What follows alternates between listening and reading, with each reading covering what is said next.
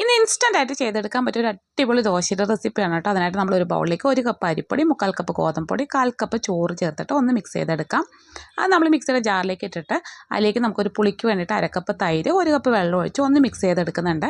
അതിനുശേഷം നമുക്കിത് ഒരു ദോശമാവിൻ്റെ കൺസിസ്റ്റൻസിയിൽ ഇതുപോലെ ഒന്ന് അരച്ചെടുക്കാം. ഇനി നമ്മൾ അരച്ചെടുത്ത ഈ ഒരു മാവ് ഒരു ബൗളിലേക്ക് ഒഴിച്ച് കൊടുക്കുക. ആവശ്യത്തിന് ഉപ്പിട്ട് കൊടുക്കുന്നുണ്ട്. അതുപോലെ തന്നെ ഒരു 1/4 സ്പൂൺ സോഡാപ്പൊടി കൂടി ചേർത്ത് കൊടുത്തതിന് ശേഷം നന്നായിട്ട് ഇതുപോലെ മിക്സ് ചെയ്തെടുക്കാം. ഇനി നമ്മൾ റെസ്റ്റ് ചെയ്യാൻ വെക്കേണ്ട ആവശ്യമില്ല. ഉടനടി തന്നെ നമുക്ക് ദോശ ഉണ്ടാക്കിയെടുക്കാം. നമ്മുടെ ദോശത്തവ നന്നായിട്ട് ചൂടായിട്ടാണ് കേട്ടോ ഇരിക്കുന്നത്. അതിലേക്ക് കുറച്ച് വെള്ളമൊന്ന് തെളിച്ചൊന്ന് തുടച്ചെടുക്കുന്നുണ്ട്. ഇനി നമുക്ക് മാവ് ഒഴിച്ചിട്ട് ഒന്ന് ഇതുപോലെ പരത്തിയെടുക്കാം. ഇനി ഇതിൻ്റെ മുകളിലേക്ക് നമുക്ക് നെയ്യോ ഓയിലോ ഒക്കെ ഒന്ന് ആക്കി കൊടുക്കാവുന്നതാണ് കേട്ടോ. ഞാൻ കുറച്ച് നെയ്യ് ഒഴിച്ച് കൊടുക്കുന്നുണ്ട്.